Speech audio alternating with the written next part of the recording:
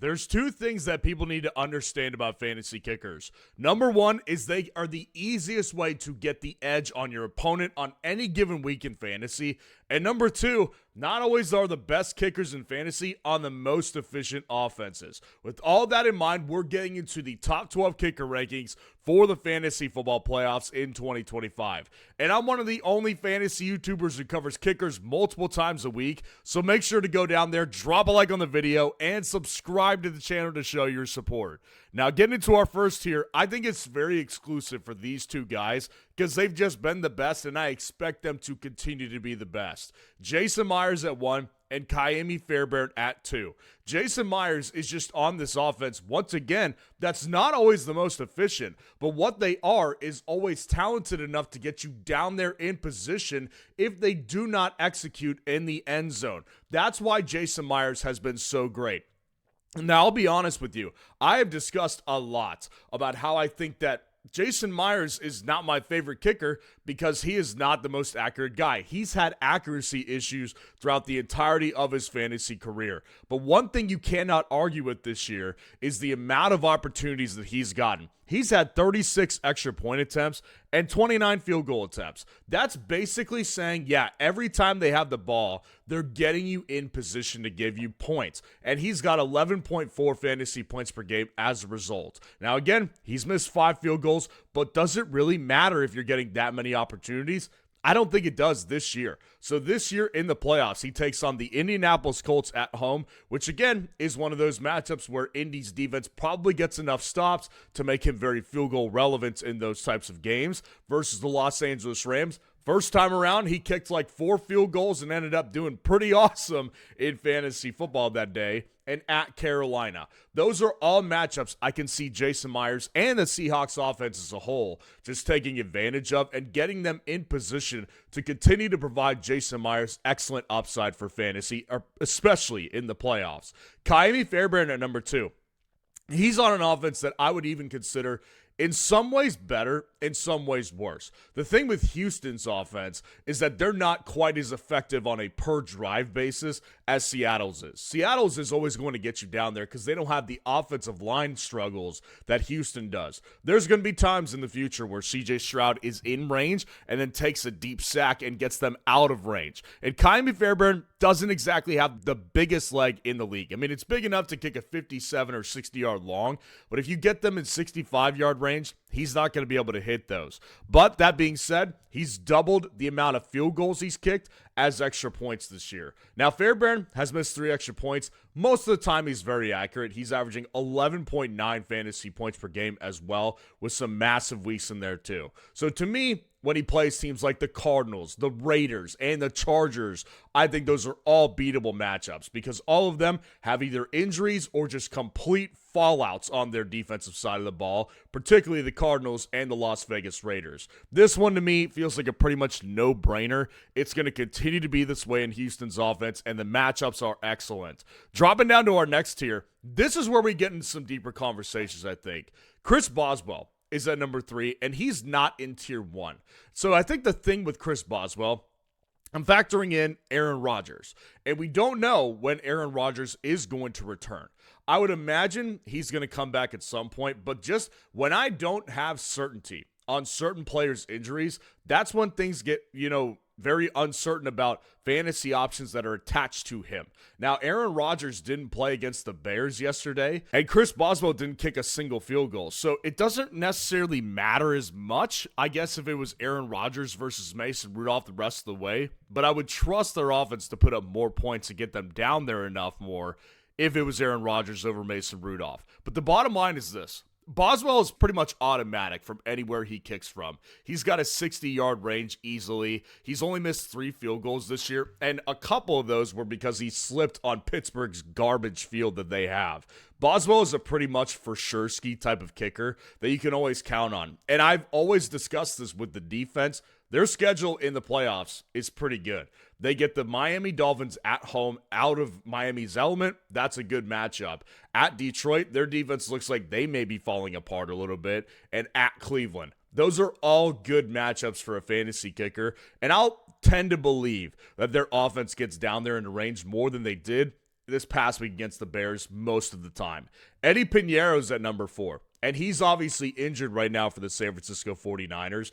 And last I read, he's week to week. But the good thing is we've still got a couple weeks before the playoffs start. I would imagine that with a week 14 bye week, which is what the 49ers have, he would be able to come back after that bye week.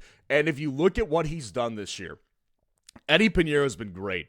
10.4 fantasy points per game. That's more of an average than Chris Boswell's putting up right now. He's actually been pretty much perfect. He's missed 4 extra point attempts. A little concerning there, but he's perfect on field goals. 22 for 22 with a 59-yard long. Now, the only concern I have here with Pinheiro, as opposed to like Boswell, is he has bad games. Like, he has 1-point games, 2-point games on his game log here, but he's also got massive explosion weeks, like 18-point weeks and 17-point weeks and 14-point weeks. So his ceiling to floor ratio is kind of why I have to rank him no higher than this. But the schedule, again, I think it's pretty favorable. Versus Tennessee, that's an easy matchup right there for a kicker. At Indy, again, they'll probably stall out a couple times against Indy's defense and get into range. And then versus Chicago, I think those are all matchups that can be taken advantage of from a kicker's perspective in fantasy. And Brandon Aubrey at number 5. Listen, we just kind of have to look at reality here. I've been on this one with Aubrey for the past several weeks. His upside games are not what they used to be this year. Like, Aubrey has not hit a really good game since week 2. And actually, he had one in week 7. He had a 17-point a game against Washington. But since week 2, where he put up 22 points, here's what he's done. 8 points, 8 points, 7 points, 9 points, 17, 6, 5, 9, 7. So he's been fine. And I think that's another good thing to mention is, as opposed to Eddie Pinheiro, who we just went through, Brandon Aubrey's floor isn't that 1 to 2 point range. His floor has basically been what he's been hitting, 6, 7, 8, 9-point games, which is not going to kill you, and you can rely on that moving forward. The thing I like about Aubrey, obviously, is he's got basically an unlimited range, and the matchups I do think are favorable. Minnesota is one of the matchups. I think that's a defense that's good, but at the end of the day, the dam breaks because their offense sucks. Versus the Chargers, they've got injury issues, and at Washington, that defense you could take advantage of. So I would imagine that Brandon Aubrey probably has at least one ceiling game during that playoff run, but again, I don't trust Aubrey as much as I used to be a high-end upside kicker. But I will tell you this. These kickers on here, Kaimi Fairbairn, Jason Myers, Eddie Pinheiro, they're going to be on waivers here very soon.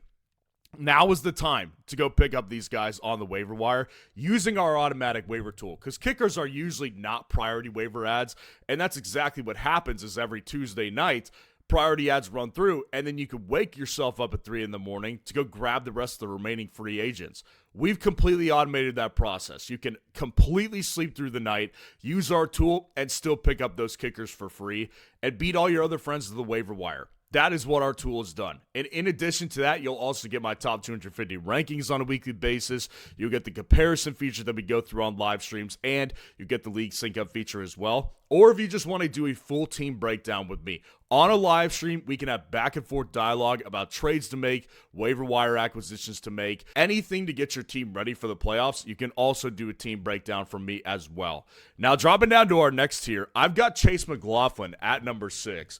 And here's the thing with Chase McLaughlin. This is also kind of the same situation as Pittsburgh's is with Chris Boswell. I have no idea when Baker's coming back. All I know is that Baker Mayfield left the game last night against the Los Angeles Rams in a sling. That's not a good sign. I don't know what that indicates, if he's going to miss a month or if he's going to miss a week or something. I would imagine he misses some sort of time, being that he left the game in a sling. That's not a good look. So Chase McLaughlin is in this very, very awkward position right now, because if there's no Baker, there's no upside in this offense. And I'm talking from every front. But if you want to see the kicker's upside, just look at the game log from last night. He had 1 point against the Rams. And obviously they got dominated by the Rams. And their upcoming schedule is pretty awesome from every fantasy football front. His first week of the playoffs is versus Atlanta at home. And then he goes to Carolina to take on the Panthers. And then he goes to Miami. Yeah, those 3 matchups, they're very beatable for a fantasy kicker.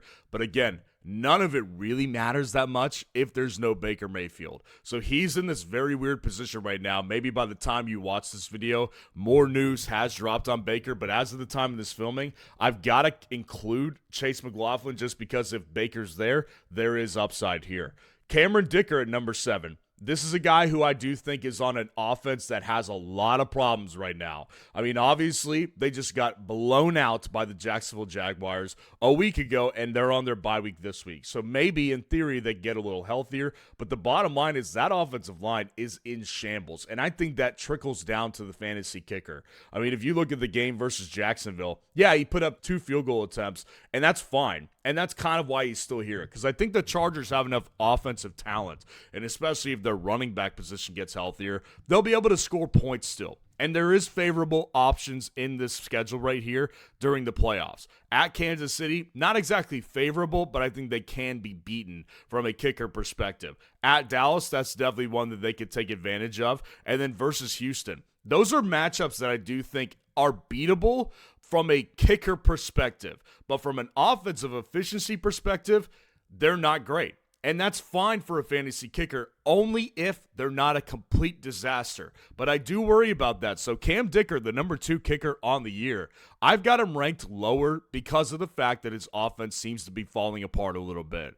Andy Bereglis at number 8 to round out this tier of the New England Patriots, and he's been really good. I mean, obviously, as a team, the Patriots have done really well this year. I mean, Andy Bereglis has missed 2 field goals and 2 extra point attempts. He's kicked way more extra point attempts than field goals, but that's not necessarily the worst thing in the world. Because what we do know about the Patriots is that they're just a good team at this point in the season.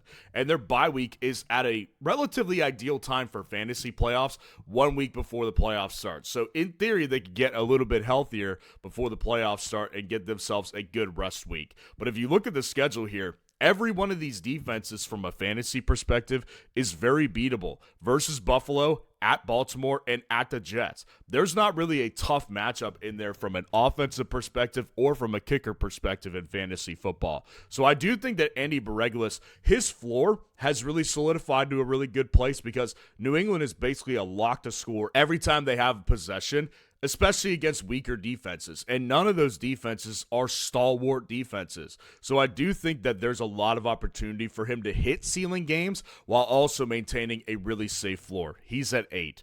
Dropping down to our last tier, Harrison Butker is at number 9. And the Kansas City Chiefs, I don't know what to think of them. I really don't. I thought they'd put a much better performance together on the Indianapolis game, and they didn't. I mean, Harrison Butker was good. Like, he was their saving grace in that game, and he had a good fantasy game with 16 points. It was his best of the year.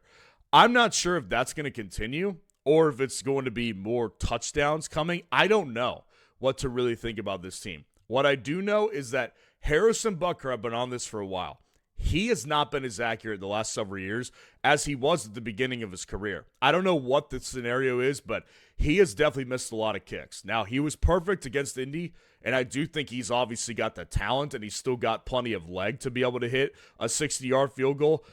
I'm just kind of in this place where I don't know what to do with the Chiefs. I do think they're good enough. They're going to be competing, obviously, for playoffs. So they're in must-win position. And the playoff schedule, there's beatable matchups here. Versus the Chargers in the first week, at Tennessee in the semifinals, and then versus Denver in the finals. Probably want to move off of him for that Denver game. I do think that's probably not the most ideal matchup there. But those first two, they could really be a good fantasy performance from a kicker if you're really needing some good points on those weeks. So I do think that Harrison Butker, those first 2 weeks of the playoffs, is a good kicker to have. Probably one you want to move off of, though, in the final game of the championship round in week 17. Tyler Loop at number 10 of the Baltimore Ravens. He's done very well since they've went on their winning streak with Lamar back. Like, Tyler Loop is a very good fantasy kicker, and honestly, I kind of like it a lot because Baltimore is not the same team. Like, Lamar is probably playing at about 70 to 80% of health right now, which is kind of good for a fantasy kicker because they're not getting as many touchdowns. Tyler Loop has kicked 11 field goals in his last 3 games. Like, that's a lot of field goals there. His last 3 games, 14 points, 12 points, 11 points. His last 5 games, 13 points, 4 points, 14, 12, 11. Like, he's had a really good floor baseline basically here. Now, again, the only problem with this one is that he's got a little bit of a lower floor. He's got the New England matchup and the Green Bay matchup the last 2 weeks, but he's got that Cincinnati matchup in the first week of the playoffs. That's a shoe-in. You got to have him for that first week, but those last 2 weeks, you may want to think about moving off of him. I'm not even completely sure if I would, because Baltimore is still eyeing playoff run, but I do think that he's got some issues here in those last 2 weeks that you may want to try to avoid if you can. Cairo Santos at 11. This guy is, I think, on a really good offense. Like, for fantasy kickers, I think that Cairo Santos is in really good position to continue to do well. I do worry about the efficiency of the offense, and it's a good thing for the Bears, but I do think that they're getting more efficient from an offensive perspective and kicking less field goals. We saw this past week against the Pittsburgh Steelers. There was only a need for 1 field goal. So against Cleveland in that first week of the playoffs, maybe they just score 4 touchdowns and that's it. Against the Packers, that one could be a very interesting scenario where they could kick a lot of field goals or they could be efficient. And then at San Francisco, those are all matchups that I could see them doing really well in, or if they continue to be streakier, then that's when Cairo Santos comes through. But I do think Santos' floor has kind of stabilized to a really safe point where you can really rely on a safe 8-point floor from Cairo Santos. That's why he's at 11 here. And Evan McPherson is actually at number 12. I actually like Evan McPherson to a certain point. Listen, Joe Burrow probably coming back for this Baltimore game on Thanksgiving. Happy Thanksgiving week, by the way. Evan McPherson, I do think, is in good position with Joe Burrow back. I mean, obviously, he's done fine with Joe Flacco. He's actually not been a bad fantasy kicker. He's the kicker number 16 on the year. He does have that 17-point ceiling, but again, the problem is his floor is in that lower end of like 3 points. But the last 3 games, 11 points, 8 points, 12 points. McPherson has done fine. Now, he's got a little bit of an accuracy issue sometimes as well, which kind of makes me pull back a little bit from having him as a really good play. But I do think he's got really good matchup potential versus Baltimore the first week of the playoffs, at Miami the second week, and then versus Arizona. There's not a really bad matchup in there from a fantasy kicker perspective. It really comes down to how hard is Cincinnati going to try those last 3 weeks of the fantasy playoffs because of the fact that they're basically dead in the water in their own playoff race. So I like him, but I don't love him, and that's why he's at 12. So let me know what you think of the rankings in the comments below, and if you want to see the full top 12 defense rankings for the playoffs, click on this video right here.